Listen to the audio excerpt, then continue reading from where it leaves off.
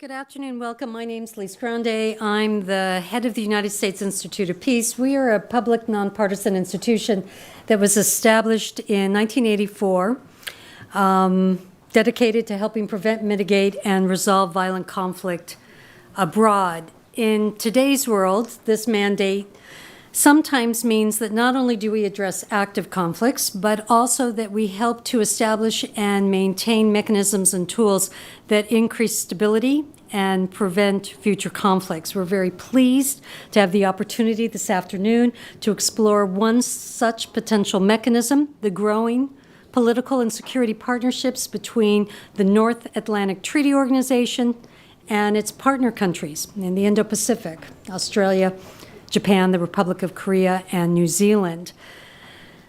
This topic is the subject of a new report that a USIP expert study group has just issued. It's available online, and we have hard copies outside for all of you. My main role this afternoon is to welcome two of the most respected gentlemen in Washington, Deputy Secretary of State, Dr. Kurt Campbell, and former National Security Advisor and former chair of USIP's board, my boss, Stephen Hadley. Following their discussion, we're delighted to welcome a number of colleagues who are going to be part of a panel. Deputy Assistant Secretary of State for European and Eurasian Affairs, Douglas Jones, State Department Senior Advisor for East Asian and Pacific Affairs, Eliason Laskowski, former NATO Assistant Secretary General for Operations, John Manza, and Chair of the USIP Senior Study Group on NATO and Indo-Pacific Partners, Myrna. The Washington Summit in July is going to mark the third year in a row that the leaders of Australia, Japan, New Zealand, and the Republic of Korea join NATO counterparts at an alliance summit. There's a lot to talk about at the summit and a lot at stake in these discussions, including the return of strategic competition to the international system, threats to the rules-based international order from Russia's war in Ukraine, the realities that are posed by a more assertive China, and urgent transnational problems, including climate change and emerging disruptive technologies. As the NATO alliance enters its 75th year, some of the challenges we face together are familiar, but others are now far more complex and fast evolving than could have been imagined at the first NATO meeting in Washington in 1949. Our aim is to talk about these challenges today and how they can be addressed through new partnerships that are focused on deterrence and information exchange and interoperability, and can also be addressed through cooperation and goodwill, which are the basis of our shared pursuit of peace and stability. Deputy Secretary, may we invite you to the floor.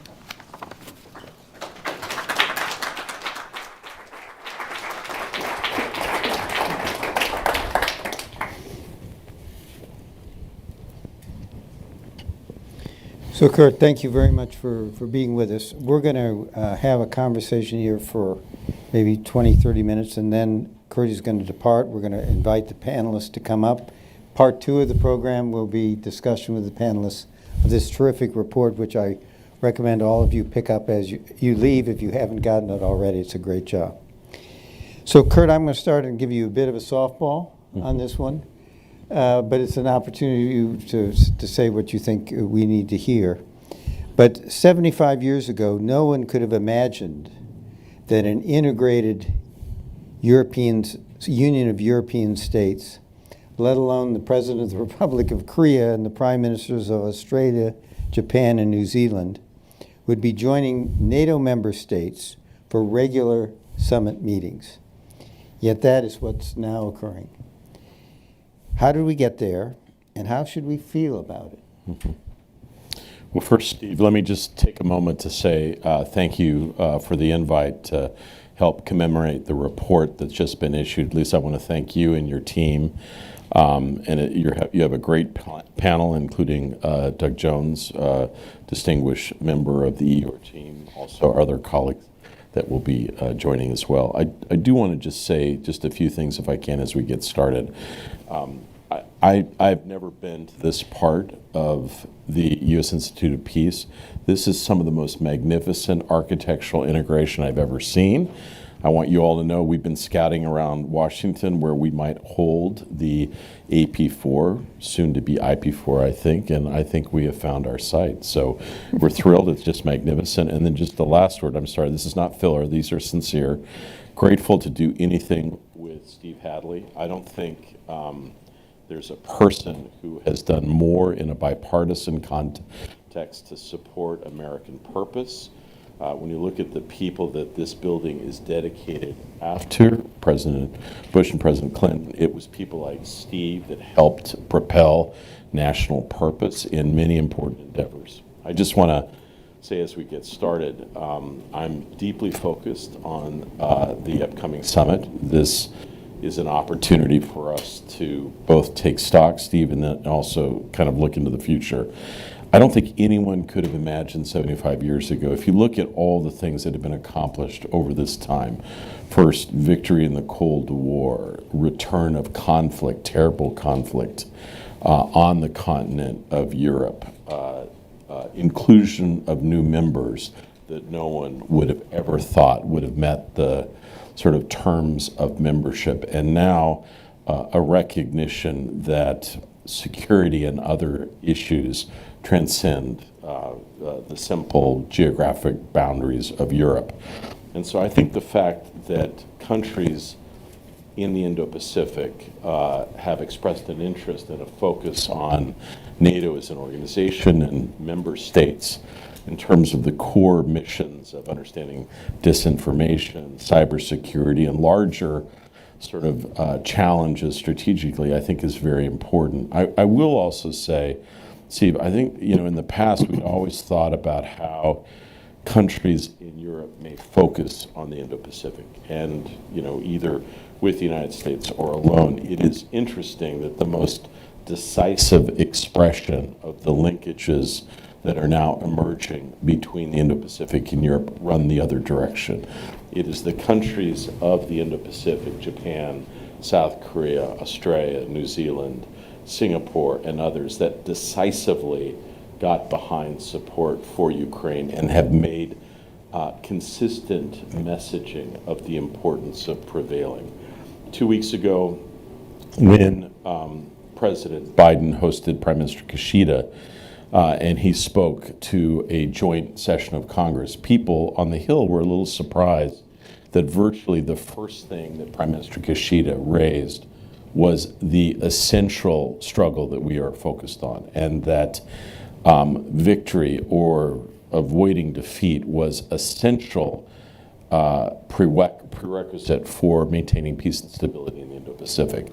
I think he and other leaders in the Indo-Pacific recognize the connectivity between these two distinct regions, but we are now combined by many other things, and there is a sense that common purposes, common approaches to global security overcome simple sort of geographic differences. And I will say that what we've also seen over the course of the last few years is a Russia that is bolstered by partnership with both China and North Korea in ways that are antithetical not only to our security interests in Europe, but also the Indo-Pacific.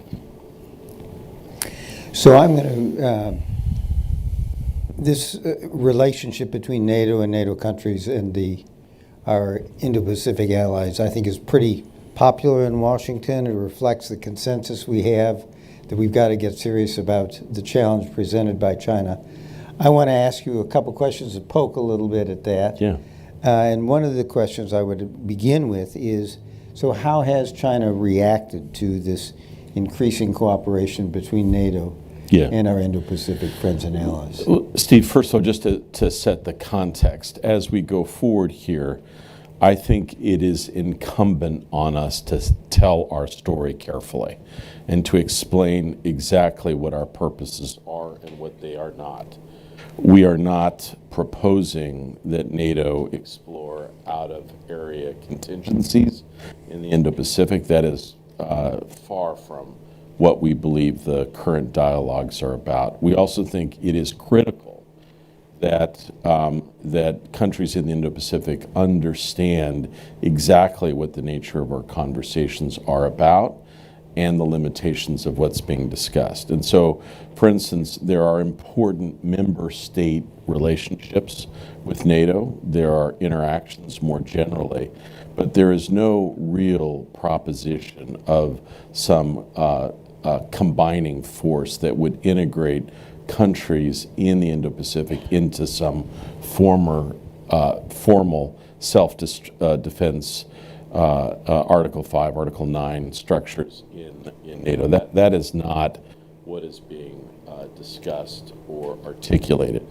I think it would be fair to say that that China and Russia have for years, not recently, but for years, had a drumbeat of very negative information. You have a mic problem. Sorry. Okay. We spent like hours putting this microphone on and it doesn't work. So it's a wonderful building, but we still need to work on the technology. So I would say that's a joke, Steve. Don't Yeah, really. It's okay. It's fine. It's a good technology. So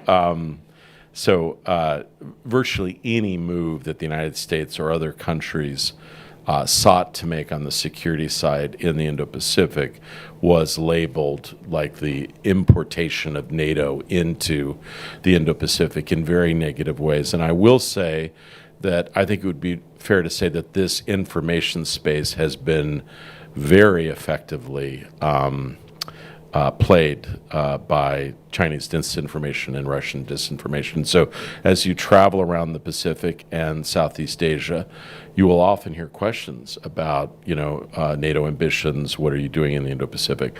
Part of one of the reasons that I'm so pleased by this report and the work that it will underscore is that we do have to tell our story better. We have to explain clearly, first of all, the critical role. If you had to point to one institution, Steve, over the last 70 years that you can stand up and sort of focus on the distance, take some pride in, it would be NATO. And in truth, it is a case study of how countries can work together to solve problems, all the challenges that it's faced. It has overcome over decades, even during periods where people thought that the West was in decline or would collapse. So I think these partnerships will be important. They help countries understand how to take security interests seriously. I will say that some of the initial discussions are around disinformation. They're around cyber-related issues. They're around narratives that are negative, like what we are confronting with respect to how NATO is depicted in Indo-Pacific countries. I think the AP4 Summit gives us the opportunity to feature how these four responsible members of Five Eyes, independent states, not all of them, but Japan, Australia and New Zealand, plus Japan and South Korea, how these four states have played such a responsible role in not only security in their region, but each of the leaders of these countries desires to play an increasing global role. And when we say a global role, in the past that had often meant in the global south. But what we're seeing increasingly are responsible voices indicating that the links between countries in Northeast Asia, for instance, and Europe are tight, important, and should be furthered.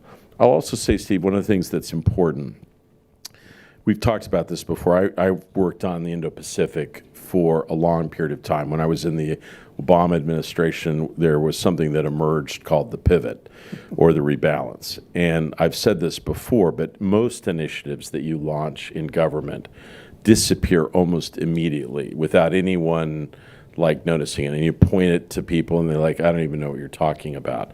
On the very rare occasions when you do something that takes off, then you're left with a different set of challenges, which are how do you deal with the unintended consequences of an initiative that you laid out. The most important unintended consequence of this was a sense that somehow we were pivoting away from Europe.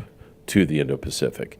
That was a serious mistake and, in fact, completely contrary to our interests and our desires. Everything that the United States has ever done of purpose on the global stage, we have done with Europe, and I expect that that will be the case as we go forward. And it's also the case, Steve, as we've looked and thought about the Indo-Pacific strategy, I'm proud to say that one of the most important features of that are not just advanced partnerships and engagement with the Indo-Pacific, but with Europe. Dramatic dialogues, some countries, almost a dozen interactions in which we explore joint issues and engagements. In the past, when you talked about a country in Europe's Indo-Pacific strategy, that was largely how they thought about China. What we're now seeing in Europe is a broad interest in the region as a whole, advancing relations in technology with Japan and South Korea, markets in Southeast Asia, how to think about engaging India, and yes, how to have a responsible relationship with China as well. So, Kurt, let me come back to you on what you've just said and ask you this question. So when you have your interactions with China, what do you say to them when they say this increased relationship between NATO and your allies, America's allies in the Indo-Pacific, is part of an effort to encircle China, constrain China, keep China down? And what do you say, sort of part two of that question, to some critics here who say that by emphasizing a renewed relationship between NATO and the countries in the Asia-Pacific, and our own pressure on countries to do more for their own defense, we're in fact going to get a further Chinese military buildup of both their conventional forces and their nuclear forces. So we're, in some sense, creating the security challenge that we'd like to avoid. So what do you say to the Chinese, and then what do you say to those critics? Yeah. So look, we often hear from Chinese friends and interlocutors about how the United States is seeking to strangle or undermine commercially or economically or surround China. And I think it's important to take a moment and to provide just a little bit of context before we depart on this question. If you look at the last 40 or 50 years, you could make an argument that these are the best 40 or 50 years in China's history. Remarkable creation of wealth, innovation, lifting nearly 1 billion people out of poverty. Now, you have to credit the ingenuity and the effectiveness of the Chinese people, but it is undoubtedly the case that they accomplished this with the help of countries in the international system. Probably no country has helped more than the United States. Open markets, investment, support for joining international institutions, highly debatable now, and also, as importantly, the maintenance of peace and stability that the United States has provided in the Indo-Pacific for decades. These have provided, in many respects, the conditions that have allowed China to rise, to thrive, and to develop more generally. Steve, I would largely answer directly to Chinese friends that I do not see the actions that the West, the United States, and Europe is taking as somehow initiating Chinese responses on the nuclear or military side. I think many of those plans were already well underway and advanced at the time that I think sometimes reluctantly and slowly groups in the West recognized that it was in our own best interest to work together to confront and engage on challenges that were posing severe threats and concerns to our mutual security and prosperity. And so I would say, and I try to explain this to Chinese friends, much of what we've done is not designed to thwart China directly. It is designed to preserve and protect the institutions and the capabilities, the hard-won operating system that we have developed together. I would also say that I even hear from Chinese interlocutors sometimes quietly when we press them on their relationship with Russia. I will say, look at the partners you are choosing, the partners that you chose to propel yourself on the international stage, the United States, Japan, South Korea, other Southeast Asian countries, you have now pivoted to work most closely with Russia, with North Korea, increasingly with Iran.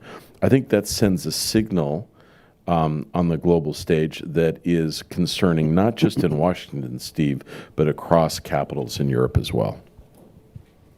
Clearly, if NATO started signing up as members, Australia, New Zealand, Japan, and South Korea, it would be a red flag to China. But what about the argument that some have made that NATO being the most successful military alliance in history, we should not bring NATO into the Indo-Pacific, but we should create, if you will, a NATO look-alike in the Indo-Pacific, pulling together our friends and allies in a more structured self-defense arrangement, NATO-like. What would China's reaction be to that, and would be the reaction of our friends and allies if we put forward? So look, Steve, I think what we have tried to do over the course of the administration, building on bipartisan efforts for some time, look, the defense and security architecture in Asia is quite different than the architecture in Europe. I don't need to tell you this. And in fact, multilateralism in Asia is a relatively new thing. You can recall, I remember when I first met Steve back in the 1990s, late 80s, we were debating whether it was in American interest to support the development of multilateral institutions in the region that have now taken wing in many respects. What we are seeing is the United States has a series of important bilateral relationships in the region, and then a number of informal ties with other countries. I think the goal has been to not only diversify those links, bring new partners in, but to create cross-cutting partnerships that are minilateral and sometimes purpose-driven. It is our able ambassador to Japan, Rahm Emanuel, calls it the lattice work fence arrangement in the Indo-Pacific. I think for right now, the building blocks that we are seeking is not only to strengthen our bilateral relationships of the kind that we've seen when Prime Minister Kishida was here again a week and a half ago. And I would just have all of you just take a moment to consider the depth of the bilateral accomplishments. It is remarkable. It is an update of a now 70-year-old relationship in ways that are completely unprecedented. But we've added to that by, again, trilateral, minilateral groupings, the Quad that brings all the maritime major democracies of the Indo-Pacific together, AUKUS that seeks to provide nuclear-powered, conventionally armed submarines, and then other elements of AUKUS that will hopefully over time integrate other like-minded countries in joint technological pursuits. The important trilateral at Camp David between the United States, Japan, and South Korea that sought to bridge decades of real serious divisiveness. And then most recently, Steve, a week and a half ago, the one between Japan, the Philippines, and the United States. We think these efforts, along with strengthened bilateral relationships with countries like Vietnam, increasingly like-minded on security issues, and a major project that we are all engaged in, which is trying to develop a stronger relationship with India, given its critical and central role on the global stage. These efforts together, we believe, provide a kind of security ballast in the Indo-Pacific that will be sustaining, that gives confidence to member nations, and helps provide the maintenance of peace and stability. I will also say we believe, and I think what you will see in July, that the AP4, Steve, is now rising to the level of this kind of strategic initiative that will be integrated into the other efforts that we're undertaking. I think you may have answered my question, but let me put it on the table. You've done a fantastic job about strengthening these bilateral relationships with individual countries. You've also created a number of different architectures for different purposes that involve not necessarily the same group of countries, though there is a core group. All of that seems to be going extremely well, to be well received in the region, and China is fussing, but it proceeds nonetheless. The USIP report talks about the AP4, the IP4, as a sort of an issue of some sensitivity in the region. Yeah. There are differences among the four members.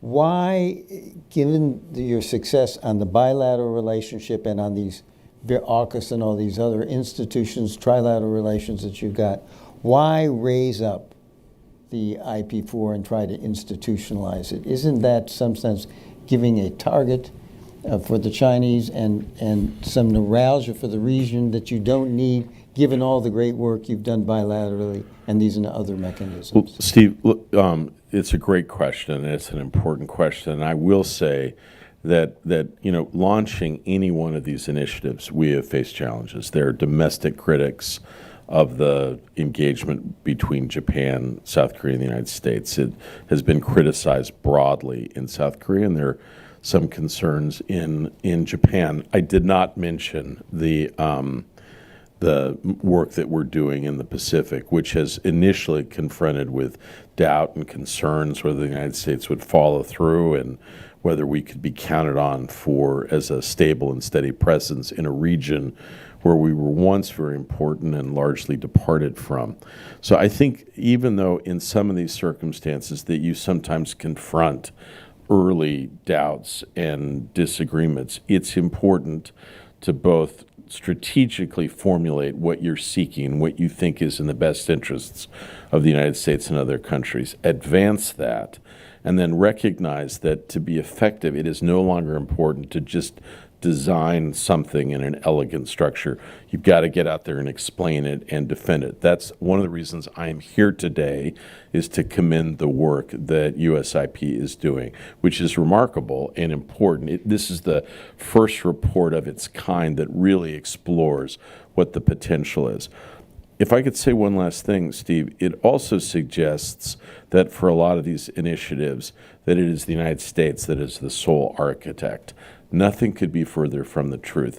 Many of these initiatives are driven by strong-willed countries with their own strategic sense. I would argue 15 years ago, no one would have said, look, some of the biggest, most interesting strategic concepts that would be introduced on the global stage would come from Japan, for instance.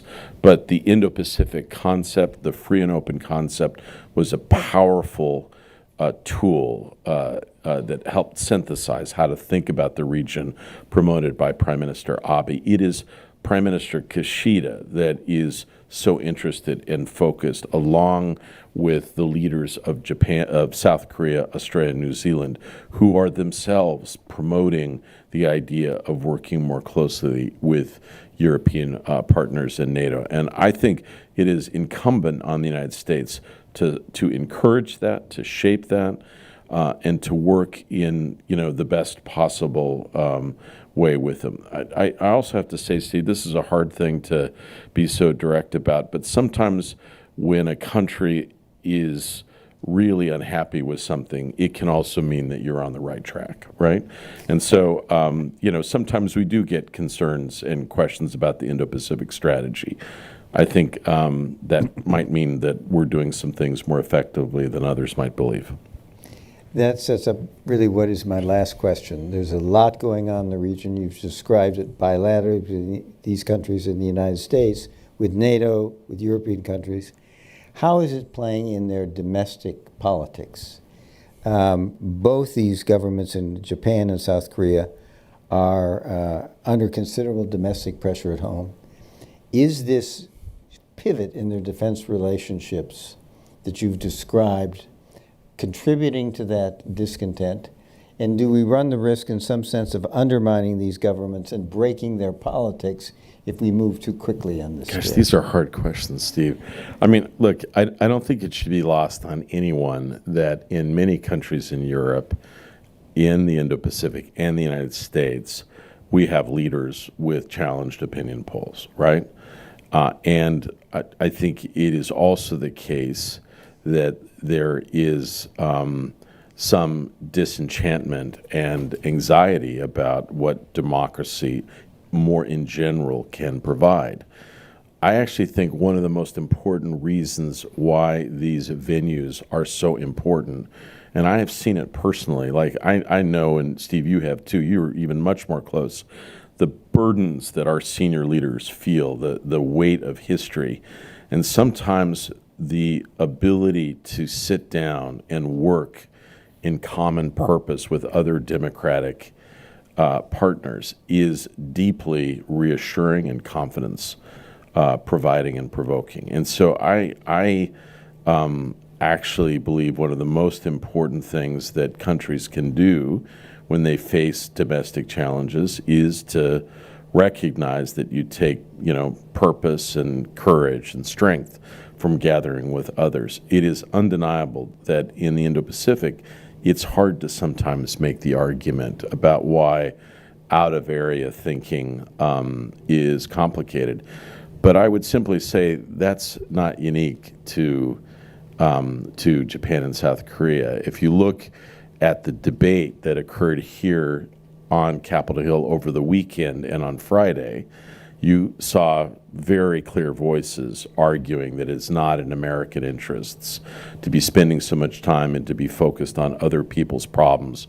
We should be focused domestically. I believe that we're best able to, confront those nationalist impulses when we work collectively and effectively together. I'll also say Prime Minister Kishida, President Yoon, Prime Minister Modi, Prime Minister Albanese, when they left Washington after what I would consider, and remember we've done the Quad now in terms of state visits, each of them saw a substantial bump in their popularity, which means probably, substantial. That working with the United States is still important and popular, even in highly contested domestic circumstances.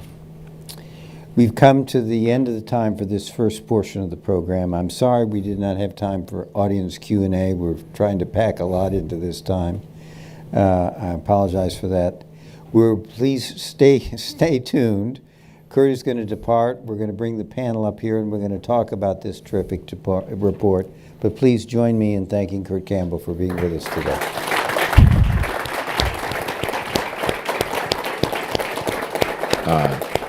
Just a last word. There is such a distinguished group in this audience.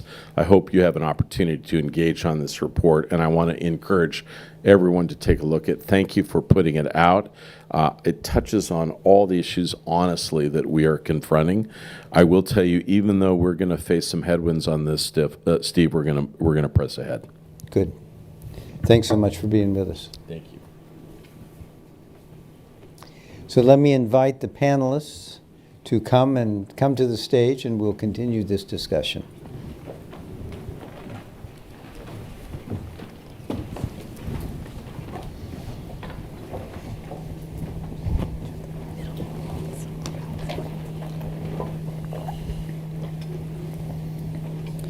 So Lise has already introduced the panelists briefly. I'm going to tell you a little bit more about them. And I think you will conclude at the end that we could not have a better group here to talk about this issue. I'm going to start with Myrna Galick, who's at the end.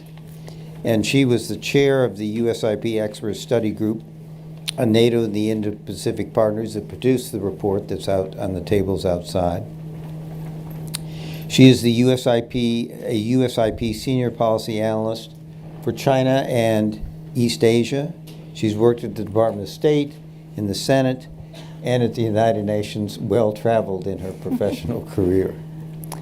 Doug Jones is Deputy Assistant Secretary of State for European and Eurasian Affairs and oversees European issues in security, including NATO, OSCE, conventional arms control, and Arctic security. A robust portfolio indeed. From 2018 to 2021, he served as Chargé d'Affaires and Deputy Chief of Mission at the U.S. mission in NATO. Thanks for being with us. Ellison Laskowski is a senior advisor in the Bureau of East Asian and Pacific Affairs at the Department of State. Her areas of focus include NATO's Indo-Pacific partners. Her previous posts include the Department of State's Office of Policy Planning and the Asia program at the German Marshall Fund. And last but not least, John Manza served as NATO Assistant Secretary General for Operations from 2018 to 2022, where his responsibilities included alliance exercises, plans, and defense capacity building with partner nations. He currently serves as the Executive Director of the Haiti Interagency Working Group in the Office of the Secretary of Defense, and that's an assignment that will keep you busy for some time. I want to thank the panelists for coming and joining us this afternoon. And I'd like to begin with Myrna and ask her really to summarize the report. I hope you all take a copy of it. I hope you all read it. And when the members of the audience do, Myrna, what are they going to find? And what do you think is going to surprise them that they might not have known before they picked up the report? Super. Well, thank you so much, Steve. So in addition to the report, I'll give a quick summary also of the study group, and I'll start with why we decided to undertake this project. So as President Grande mentioned in her opening remarks, we were very interested in the potential of NATO and Indo-Pacific partner relations as a potential mechanism of stability in the region. And what we really wanted to do was understand the perspectives of the partner countries on both their deepening relations with NATO and on the growing interest in them from the Euro-Atlantic. So we had a fantastic set of experts. We had 2 from each of the partner countries and 4 from NATO ally countries. And each of these folks had focused before on their relations with NATO, their country's relations with NATO, or NATO's relations with the Indo-Pacific. And the number of people who are experts on this issue is very slim. So we were very lucky to get the right folks in the room. And they were an absolute joy to work with. So we started out with the right people, and I think that kind of set the tone for our ability to go where we went eventually. So the report looked at a number of issues. In addition to national level interests in NATO, we looked at 4 main areas. First, we looked at the history of NATO's engagement on the region and with its regional partners, not only bilaterally, but also as a group of 4, which, as we've mentioned, has various names, but we're calling in the report the IP4, the Indo-Pacific 4. Second, we looked at trends among the partner countries on certain issues. So one of them was expectations of NATO on the region. Another one was views on NATO and China, and the final one was views on NATO and Ukraine. The third area the report looks into is how these partners see themselves as being grouped into the IP4. Are they happy with it, how they feel about it, and what they think its potential is as a mechanism. And then lastly, we looked at public diplomacy and strategic messaging on relations between NATO and these partner countries. And the group made some observations and outlined some policy options in each of these areas, which I will only briefly go through since we don't have a lot of time. But that's why you have the report available to you, and we do hope that you will take a look at it. So in terms of NATO on the region, the alliance has a very long history of engaging on the region and with its partners in the region. One that precedes the NATO recognition of China as a potential security challenge, which only happened in 2019, by at least a decade if you go back to when these partners started their partnership agreements with NATO in the late 2010s, or more than 2 decades if you go back to the beginning of NATO's engagement with Japan, and then the countries cooperating with NATO on its mission in Afghanistan in the early 2000s. NATO actually even carried out 3 consecutive counter-piracy missions in the Indian Ocean between 2009 and 2016, which were welcomed by regional countries, including China. So it's really important to kind of keep this history in mind because China rather, is really painting NATO's interest in the region as new and foreign and unfairly all about China. And if you look at the history, this is simply not accurate. So on the trends among the partner countries, I'll just pull out what I think are the most interesting ones in each category, essentially. So on NATO and the region, none of the partner countries expect NATO to be a significant direct actor on the Indo-Pacific.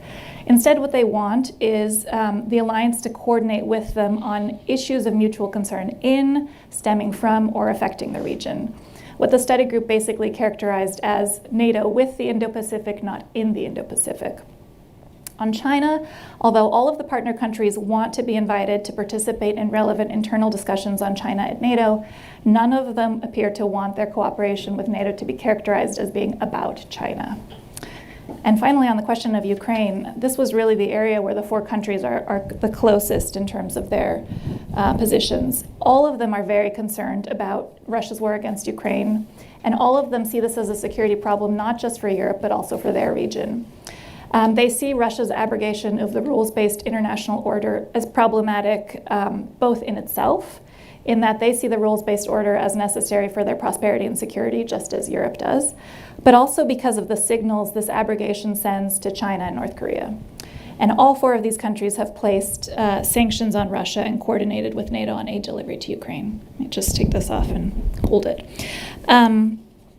So in terms of views from the partner countries on the IP4 grouping, so for my very first meetings at NATO at the beginning of 2022, both partner country officials and NATO officials strongly emphasized the importance of the bilateral relationship between NATO and each of these countries.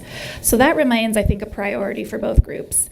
But the fact of the matter is that the IP4 grouping is a fact on the ground, and it's something that's gained in prominence over the past couple of years. So as a result of this, what's important is that the countries understand how best to take advantage of this fact for their national and regional goals. And we discuss in the report some of the benefits of the grouping, and we also suggest that these partner countries first internally and then as a group kind of take a look at how they can take greater strategic advantage of being the IP4 essentially.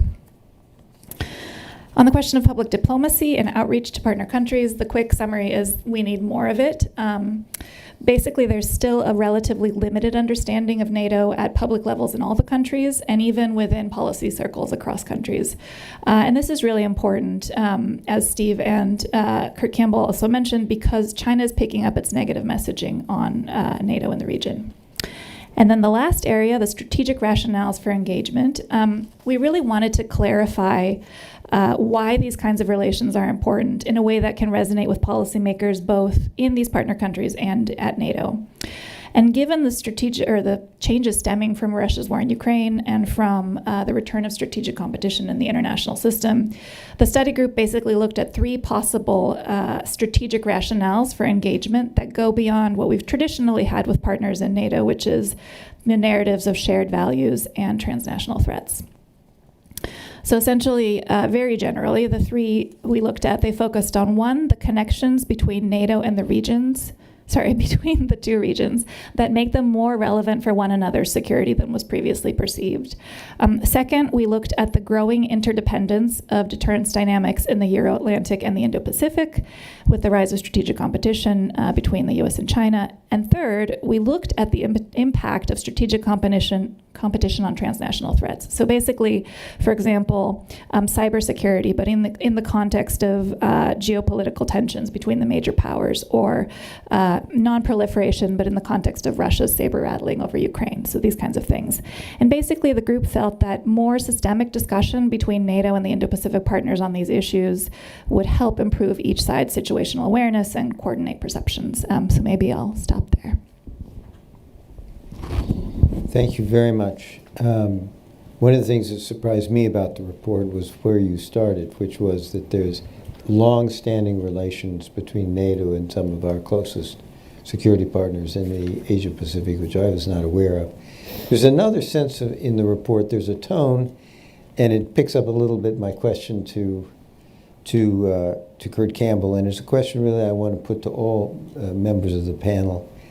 There's a sense in which there's a certain fragility about the IP4. There's certain sensitivities in the region. There's certain differences among the participants of the IP4 on some of the issues. You mentioned that. So the question I would have is, from from a U.S. perspective, are NATO IP4 relations and this emerging role for the IP4 a fleeting trend, or are they here to stay? As Kurt said, is this something that we work on over time, and it becomes part of the fabric of the architecture in the region.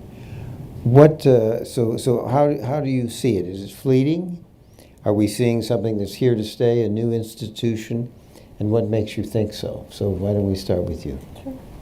Thanks for having me here today. It's been great reading through the report, great listening to the remarks thus far, and I'm very honored to be joined by colleagues up here on stage.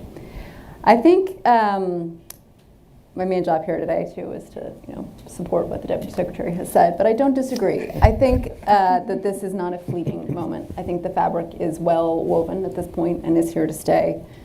The point that you touched on, that he touched on, that going back over decades, looking at the historical cooperation between these four on some really important issues, shows the depth of the foundation of these relationships.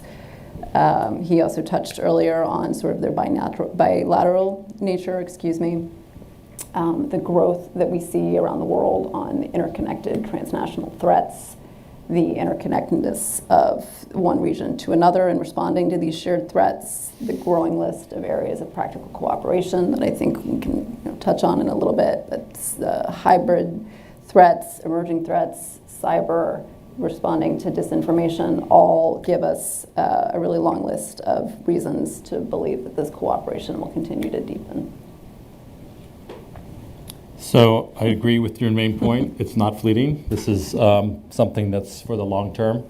And I think it's important to think that not only, as you said, is this not new, but I think also the partnerships with the Indo-Pacific are also not unique. We often talk about it as if that's the only area where NATO has sort of these deep partnerships, but NATO concluded quite a long time ago that Euro-Atlantic security is tied to security elsewhere in the world. And so NATO has 35 partnerships around the world. It has partnerships in Africa. It has partnerships in the Middle East in an actual formalized structure in the Istanbul Cooperation Initiative, because NATO knows that what happens elsewhere impacts in Euro-Atlantic security. And that's the same basic conclusion that's driving this deepening relationship with Indo-Pacific partners, because we know what is happening in the Indo-Pacific impacts Euro-Atlantic security, and our Indo-Pacific partners are realizing that what's happening in the Euro-Atlantic space is impacting them. And so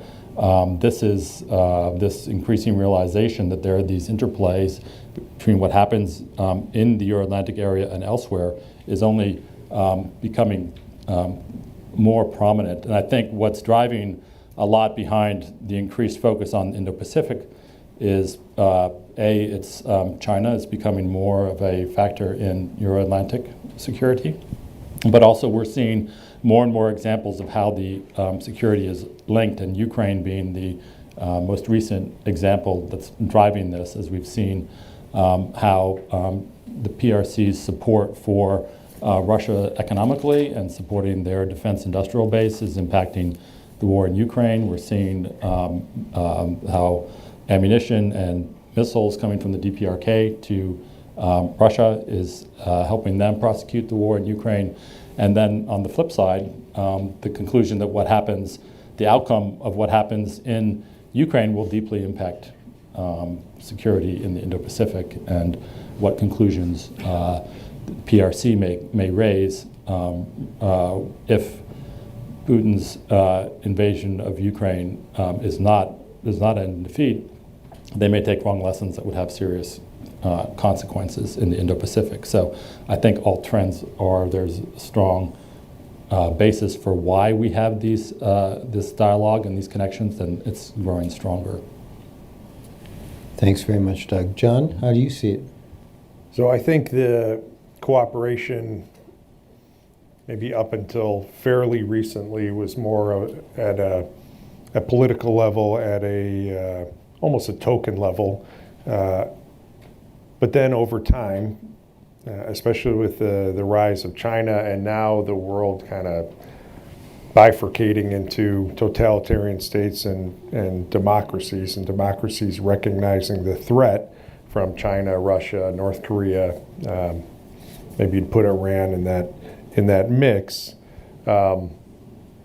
I see this as increasingly important. It started really, in my mind, in 2019 in London, when finally allies were able to get over that hump and talk about China more in terms like you hear here in Washington, and just recognize the threat from a rising China. But up until that point, there was a lot of reticence on both sides, I think, in the Pacific Rim and amongst allies. Many allies simply didn't want to discuss what was happening in the Pacific Rim as a threat to their own security. But certainly Ukraine has helped foster that thinking. Anna, you want to give us the last word on that Sure. question? Do you So- want to use the handheld mic? Would that Yeah. be easier for you? Thank you. So I think there's a reason that these countries are playing as prominent a role as they are in the region, and it's has to do a lot with their democraticness, the strong militaries, their strong economic performance, and their strong support of the rules-based international order, which are values and characteristics that they share with NATO allies. So, if anything, I think the question is not so much as, are the IP4 fleeting, as are we going to see more countries that NATO wants to engage in this region? But I think these countries certainly are talking to NATO and being pursued by NATO because of the nature of the kinds of countries they are. And I think they're able to provide an insight for our allies in Europe into what's happening in the region that's really not replaceable by anyone else. So I don't see these partners becoming less important anytime soon. Thank you. John, I'm going to put a question to you that sort of follows on something you said, which obviously one of the things that brought this relationship between NATO and our Indo-Pacific partners closer was the concerns about China. So how do you describe it, characterize it, frame it in such a way that it doesn't play into the narrative that this is about constraining, encircling, and keeping China down, that this is actually that NATO has a hidden agenda against the PRC, and that this is really all aimed at China? How do you avoid playing into that narrative? Because that's a narrative that is going to make it more difficult for some countries to work with NATO, and it's also going to be an issue within their publics. So what's the narratives? How do you describe this work in such a way that doesn't play into the Chinese narrative here? Well, I think this is especially difficult because, even in our own country, what is the percentage of Americans who really understand NATO and the alliance and what it does, and our relationships even bilaterally with nations abroad. So to educate publics on this is very difficult. But Chinese leadership, I think you could certainly target. I think Doug hit a very strong point. This is not unusual. We have partnerships all over the world. Yep. And that's a good one to explain. It's good, as was discussed before, to talk about, this is not new in the Pacific. But I also think, maybe we shouldn't hide it so much. We should be proud of democracy standing together. We do that in Europe all the time and across the North Atlantic. We talk about being shoulder to shoulder with our allies to deal with threats to democracy. So, I know there's a risk there of making the Chinese feel isolated, but I also think in terms of deterrence and that message, we shouldn't hide it. We're proud democracies and supporting other democracies in the Pacific Rim. Yep. Thank you. Anyone else want to comment on that one before? Doug, you're next if you're ready. No, I agree with what John said. I think maybe another way to talk about it is that NATO and its Indo-Pacific partners and its other partners are talking about dealing with security challenges regardless of where they come from. So this is not aimed at the PRC, but we face challenges to our security from a lot of different sources. And as democracies that share a lot of common values, there's we see value in cooperating with them regardless of where those challenges come from. Marina, you want to say a word about how the study group saw this issue, or you want to? Yeah, I think the study group didn't see. I think one of the quotes we have in the report is, from one of the study group members when we were talking about this question, who said they don't like to see their cooperation with NATO characterized as being about China because, quote, it's not all about China. There's many reasons with which NATO's cooperating in the region with these partners.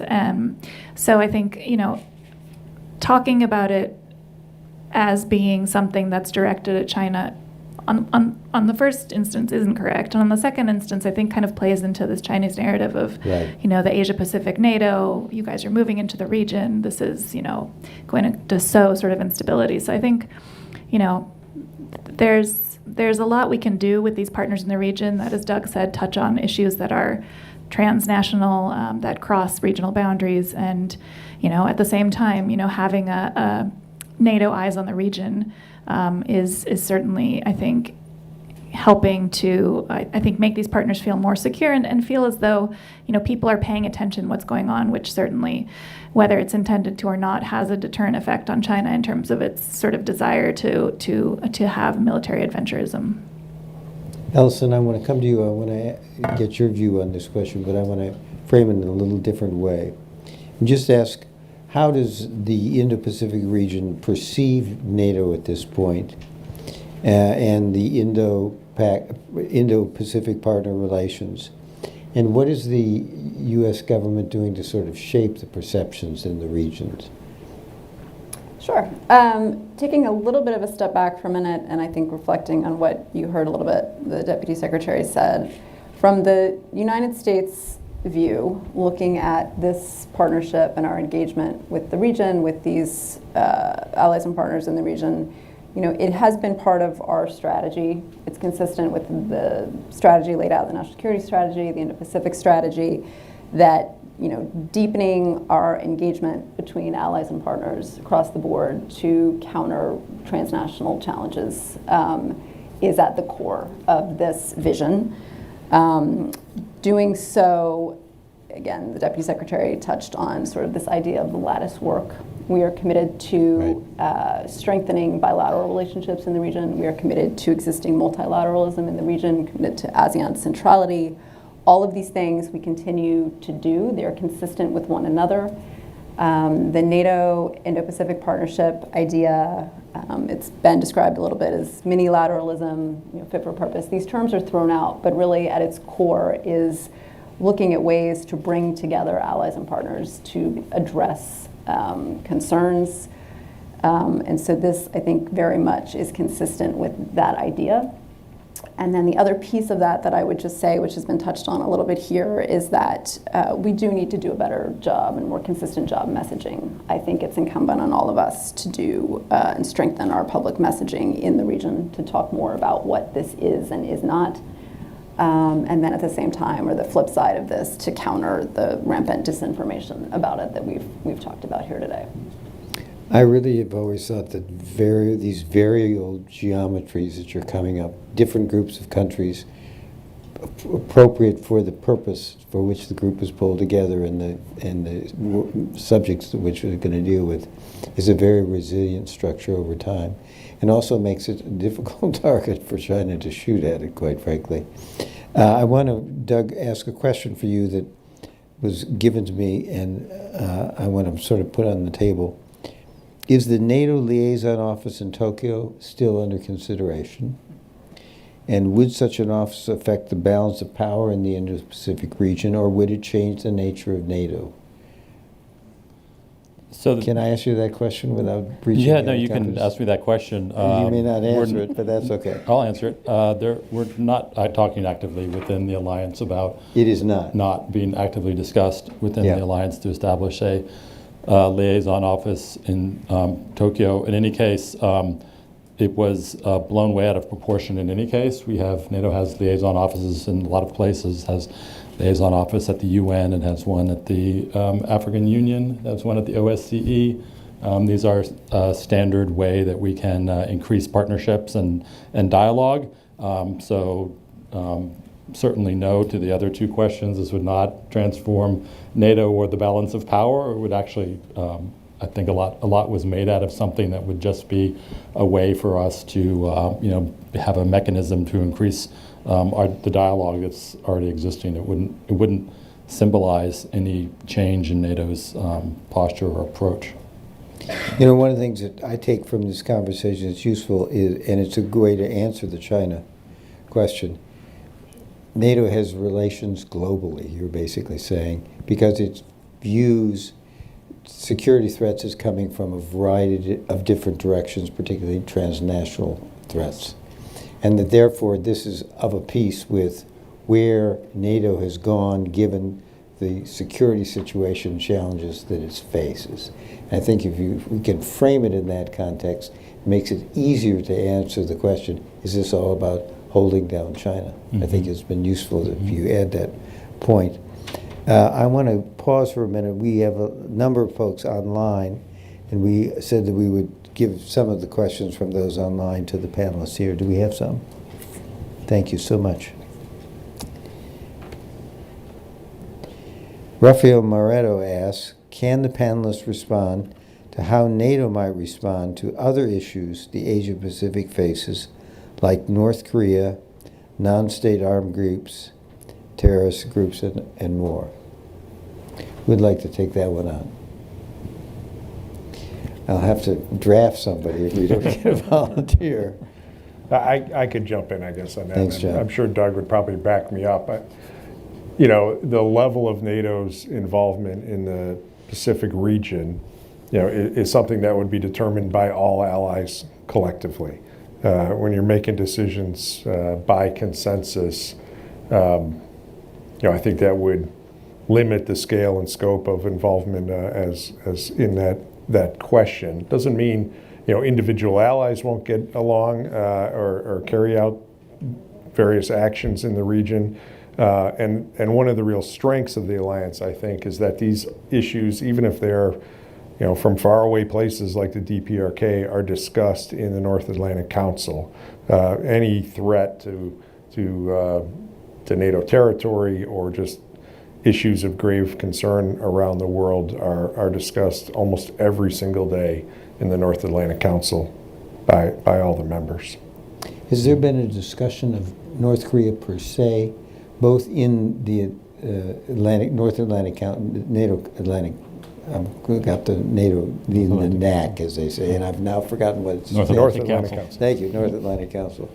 Have there been discussions of North Korea in the NAC, and is it a subject that NATO has talked about with the IP4? I can answer that question. This you. is actually an interesting point because when we looked at the history of NATO's engagement with these partners as a group, it's actually North Korea that spurs the first meeting of the IP4 with NATO. Really? Yeah, so that's in 2016. So again, this is Interesting. before NATO even becomes interested in China as a security threat. And I can't remember the exact date, but it's in the report. Basically, since X year, the North Atlantic Council has issued regular statements on North Korea, and North Korea has appeared in the declarations of NATO's summit meetings regularly. So yes, NATO thinks about North Korea a lot, and it has certainly talked with these partners about North Korea. I have a second question here from online. I'm going to give it a little context, I think.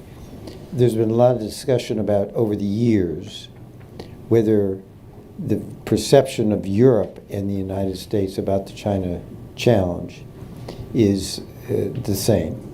I think there's a lot of people think there's been some convergence. It may not be on all fours at this point in time, but there has been some progress there. And this question from Laura Ballman is the following.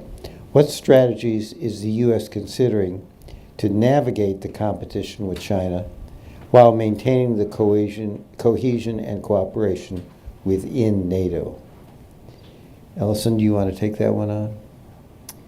I might, in a roundabout way, thinking about the question specifically, but let me start. I just wanted to piggyback on the last question too, is slow to respond, and I'll try to come around. I do think we've touched on this a little bit here, but I think it's important to remember that these conversations, important conversations about security on any topic, and I do think we have a growing list of topics that are ripe for practical cooperation and further collaboration, cooperation going both directions, Atlantic, Pacific, that these are also happening in the bilateral channels as well.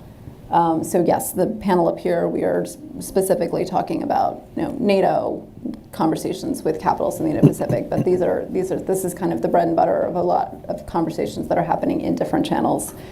And I guess I would just touch on partly my response to the second question, though, too, is, although I'm forgetting now the second piece of it, but just in how we think about the broader context and conversations with which we are addressing these in a variety of fora. Right. I have a final question here, and then we're going to go to the audience for questions. It sounds technical, but I think it's important. John, this may be for you, and Myrna, you may have talked about it in the study.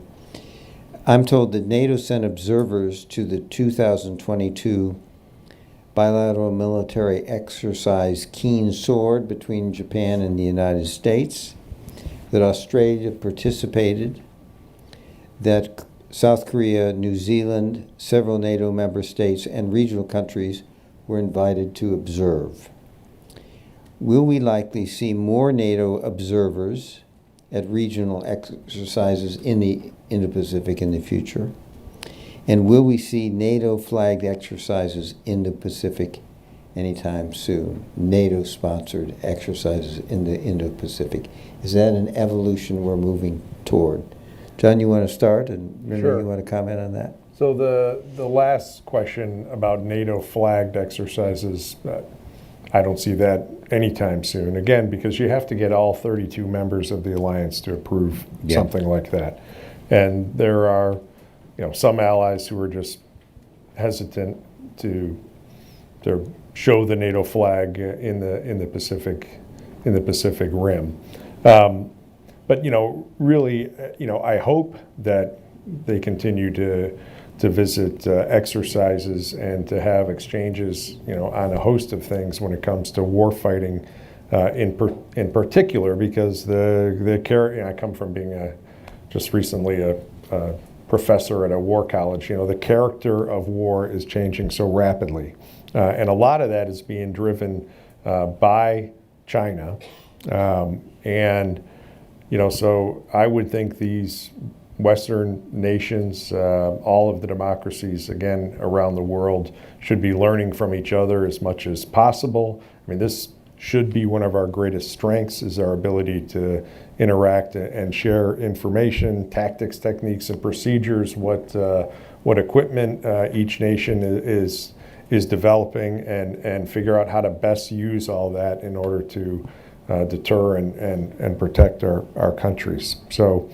maybe not flagged exercises, but learning from each other. And certainly, those nations, in particular Australia, they come and observe many exercises in Europe. And when I was assistant secretary, I had Australians working on my staff. I mean, so they are very integrated into the alliance. Myrna, did the expert study group deal with this issue? We couldn't possibly answer that question better than John, so I'll desist. Great. All right, I think that concludes our conversation up here. I think we should go to the audience. If you'd raise your hand, we have microphones that will come your way. Please introduce yourself and ask your question. And you can address a specific member of the panel, all the members of the panels, or just put a jump ball and someone will grab it. Hello, my name is Kayla Orta. I'm Senior Associate for Korea Research at the Wilson Center. I just returned from some travel in Seoul and Tokyo where we had some conversations about NATO. So thank you very much for this excellent and timely event. Looking forward to reading the report further. I'd like to go back to one of the comments made earlier by the Deputy Secretary about multilateralism and minilateralism. I know this is a point in conversation, we talk about it a bunch, but particularly in the trilateral space, I should clarify the U.S., Korea, Japan trilateral space. I'm curious how that form of multilateralism might be reinforced or encouraged through the AP or IP4. And maybe a follow-up question to that, thinking a little bit down the road, are there ways to institutionalize this partnership and relationship more tangibly as we move forward in those spaces as well? Thank you. Elson, you want to take that? Sure, Yeah. I can take a first bite at it.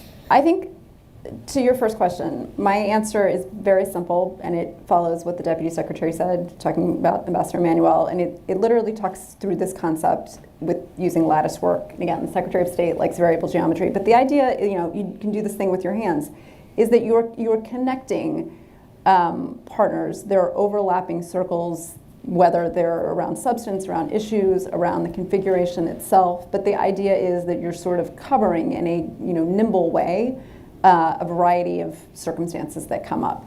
And in a sense, getting to your second question, developing and weaving the fabric, to bring in another analogy here, that is making that stronger for the future going forward.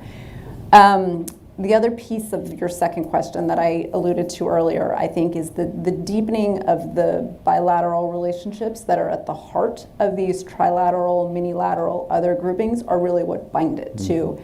And as the Deputy Secretary said, we talk a lot about NATO with the Indo-Pacific, but I would just, highlight again the strength of those relationships going the other way as well. And really the outreach and engagement that we see from the Indo-Pacific, from Tokyo, from Seoul, from Wellington, from Canberra, with capitals in Europe, both with NATO and again on a bilateral level. And that strength, again, we could keep the analogy going all day, but the bindings there are just getting tighter and tighter.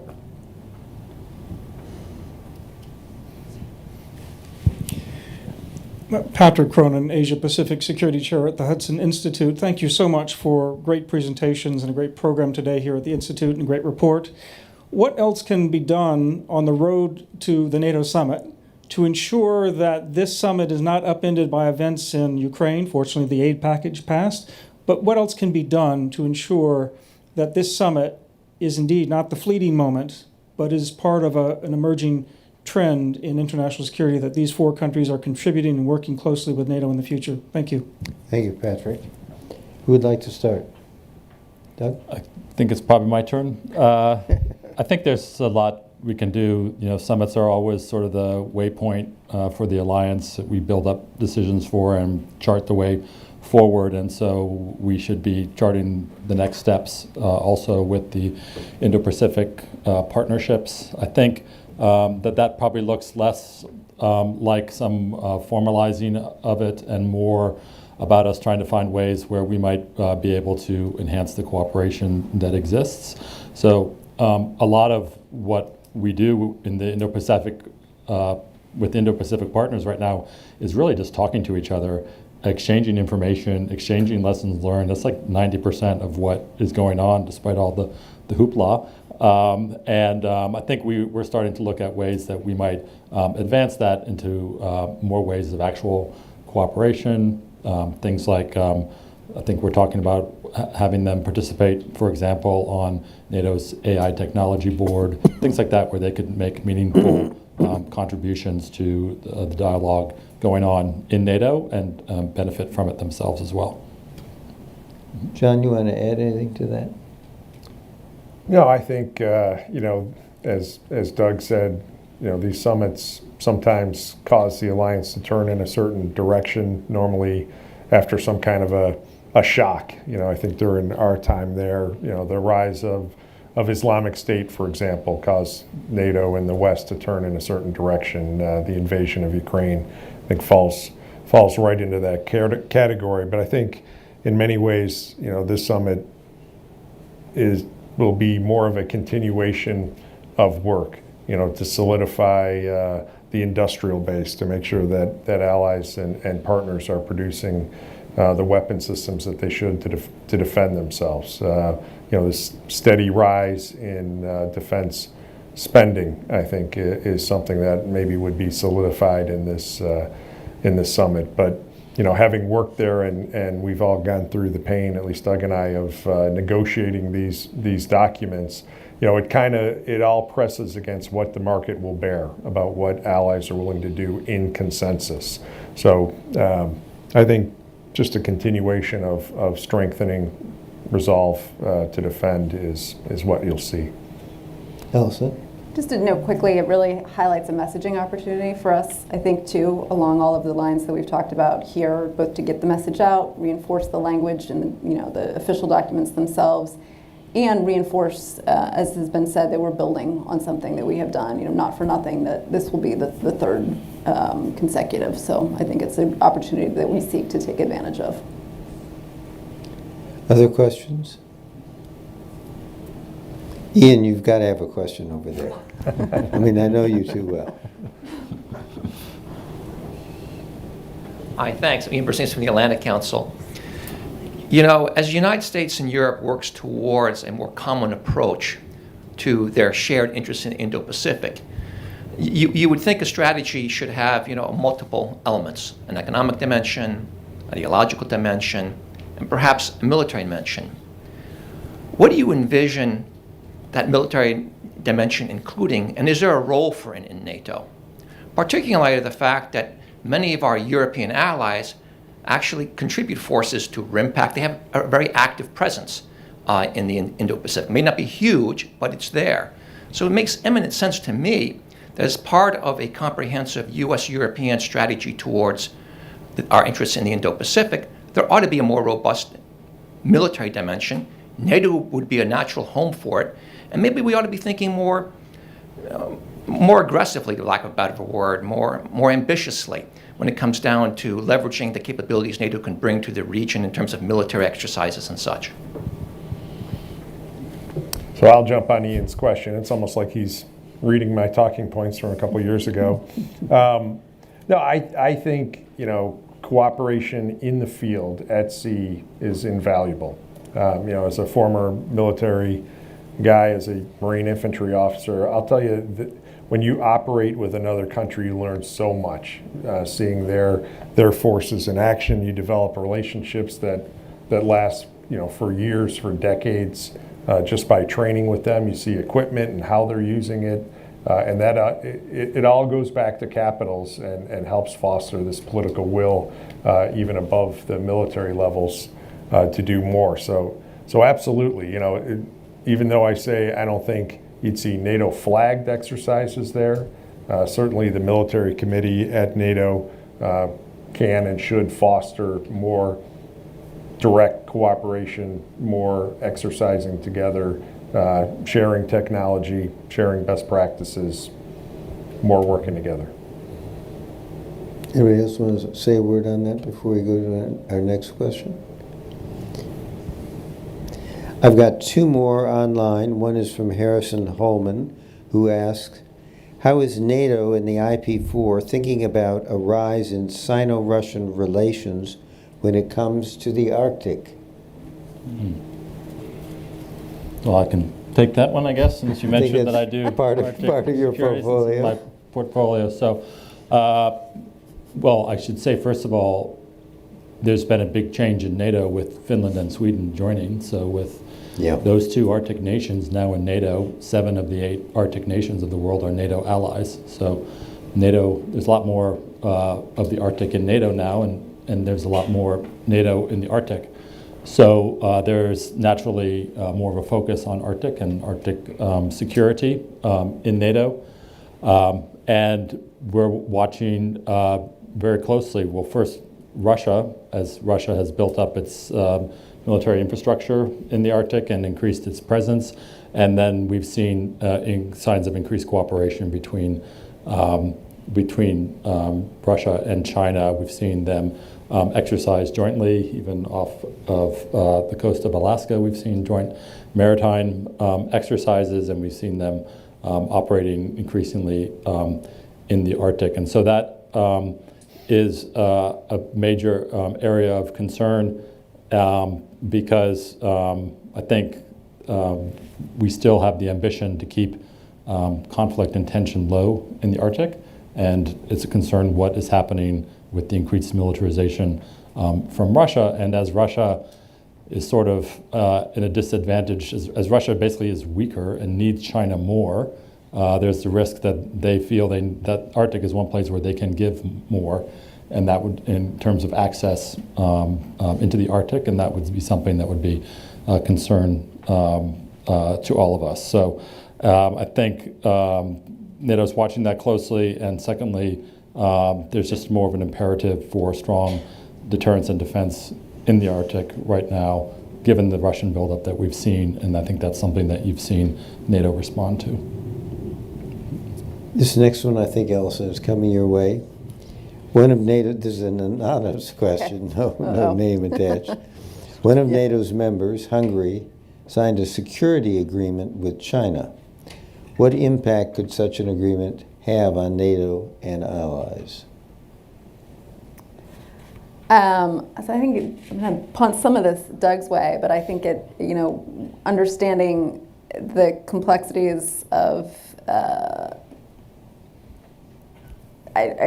working through issues on the European continent, I think we've seen this play out several different issues.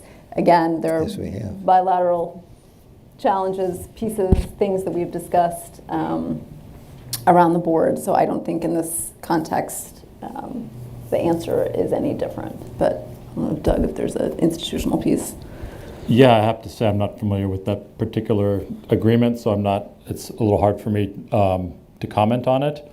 But just to say, NATO per se doesn't have can't direct to its member states what to do with their approach to China. We use it as a place where we can share our views and make our assessments clear. And I think you've seen, as you commented, we have seen actually a real convergence in recent years, mainly with a much heightened awareness in Europe on the challenges posed by the PRC and their economic and foreign policies, and the need to build collective resilience to all of those. Obviously, different nations may take a different approach to that, but I think collectively we've seen a sea change in Europe and much closer alignment with the United States on that issue. Thank you. Any other questions from the audience? All right, we're going to give you 5 minutes back on your day. Mina, I want to thank you for the report. I want to give you the last word, if there's anything you'd like to say before we adjourn. Sure. Well, first of all, thank you so much to the other panelists. You guys have really, made our event so much more interesting than it would have been otherwise. We can't just have me talking about the report. But we do really encourage everyone to take a look at the report. There's a lot of detail in there that I wasn't able to go into here. And it's really something that I think as we head towards the summit is really going to be on the minds of American policymakers and certainly on the minds of our IP4 partners. So if we can do one takeaway for you, don't forget that these relations continue to evolve and they continue to be important, and we will all watch this space. So let me thank you all for coming and participating in this event, and please join me in thanking our panelists.